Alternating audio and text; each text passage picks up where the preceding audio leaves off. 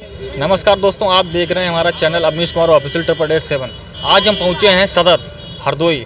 आज 31 लोकसभा हरदोई। आज यहाँ बसपा प्रत्याशी का नामांकन है, जो कि बहुजन समाज पार्टी के द्वारा प्रत्याशी घोषित किए एमएलसी भीमराव अम्बेडकर, तो उनका नामांकन है। तो यहाँ पे लोगों का हुजूम उमड़ा हुआ है, तो हम लोगों से जानकारी लेते हैं आज क्या है, किस लिए यहाँ पे लोग इकट्ठा हुए हैं। सर, क्या नाम है आपका? हमारा नाम शिव सिंह।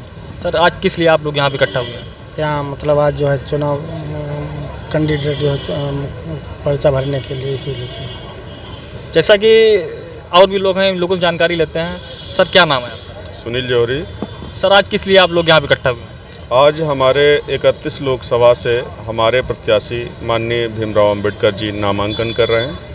उनके सहयोग और समर्थन में हम सभी लोग भारी संख्या में यहाँ पर उपस्थित हुए हैं। जैसा कि आप लोग क्या सब नामांकन हो गया है कि अभी होना है?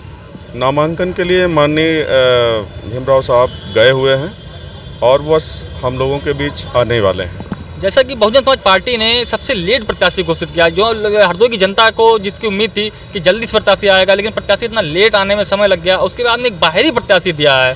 क्या बाहरी होने का तो दिक्कत नहीं? जी नहीं, देखिए, बहुजन समाज पार्टी ने लेट प्रत्याशी, पहले तो आपका सवाल लेट प्रत्याशी, तो बहुजन समाज पार्टी के जो प्रत्याशी हैं वो 4 साल से क्षेत्र में काम कर रहे हैं, लगातार जनसभाएं कर रहे हैं, कैडर कर रहे हैं, गांव-गांव जा रहे हैं, छोटी छोटी मीटिंगें कर रहे हैं, लोगों के घरों तक जा रहे हैं।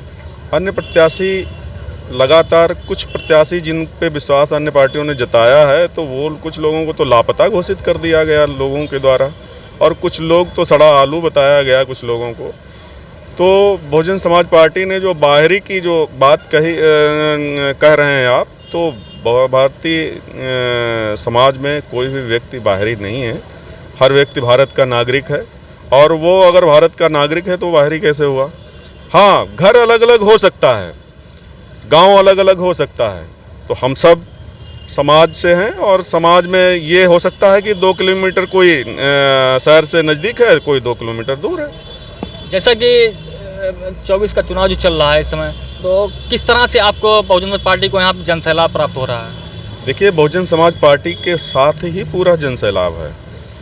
पिछली बार के चुनाव में लोगों पर विश्वास जिता के देख लिया, लेकिन जिन पर विश्वास जताया उनके ही पोस्टर बैनर लगे जिनको लापता बताया गया। तो जो लोग दम भरते हैं कि नहीं, हम बहुजन समाज के लोगों के हितैषी हैं, वो केवल न केवल लोगों को छलने का काम करते हैं, लोगों को गुमराह करने का काम करते हैं। अगर बहुजनों की कोई हितैषी पार्टी है वो बहुजन समाज पार्टी है, और जो प्रत्याशी हमें 31 लोकसभा में दिया गया है बहुत ही सराहनीय, और बहुजन समाज पार्टी के एक बहुत बड़े चेहरे, गद्दावर नेता माननीय भीमराव अम्बेडकर जी हैं। और ये बाहरी नहीं है, 4 साल से हम लोगों के बीच में है, इससे पहले भी हमारे बीच आते रहे हैं, और इसके साथ साथ वह ज़मीन से जुड़े हुए नेता हैं। इससे पूर्व में वो विधायक भी रहे, वर्तमान एमएलसी भी हैं, और हम सब ने मिलकर के ज़मीन स्तर पे काम किया है। तो हमारे समाज के लिए हरदोई 31 लोकसभा के लिए वो नए नहीं हैं। लेकिन जहाँ एक तरफ देखा जाए, एक तरफ पीडीए जैसा मजबूत दल गठबंधन के चुनाव लड़ रहा है, तो एक तरफ बीजेपी चुनाव लड़ रही है, जिसकी वर्तमान में सत्ता भी है। तो ऐसे में बहुजन समाज पार्टी अकेले चुनाव लड़ रही है, तो ऐसे में कैसे आप बहुजन समाज पार्टी के प्रत्याशी को जिता कर भेज पाएंगे?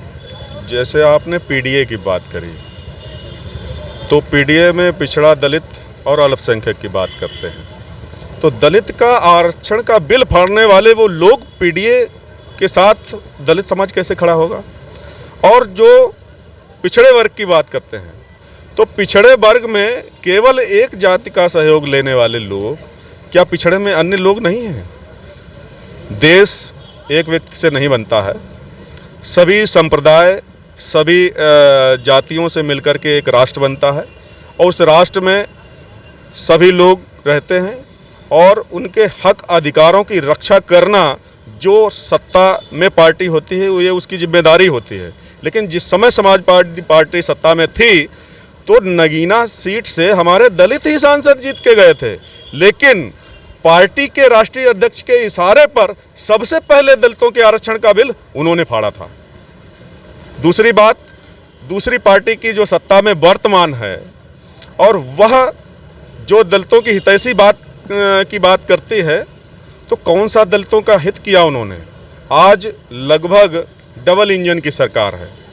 सबसे पहले SC/ST एक्ट पे उन्होंने कुठाराघात किया, तो हमारे समाज के लोग इकट्ठे हुए और उसके बाद में हमारा भारत देश एक कृषि प्रधान देश है और कृषि प्रधान देश में हमारे जो देश में जो लगभग 90 क्या अब इसको 100% कहेंगे, क्योंकि हर व्यक्ति के गांव में कुछ न थोड़ी बड़ी संख्या में खेत है और हर आदमी किसान है और कुछ संपन्न हो गया वो शहरों में रहने लगा, लेकिन उसके नाम अगर ज़मीन है तो कुछ न कुछ लोग तो कर ही रहे हैं। किसानों के साथ उन्होंने क्या किया, सैकड़ों की संख्या में हमारे किसान भाई शहीद हुए, लेकिन उस बिल को उन्होंने वापस नहीं लिया।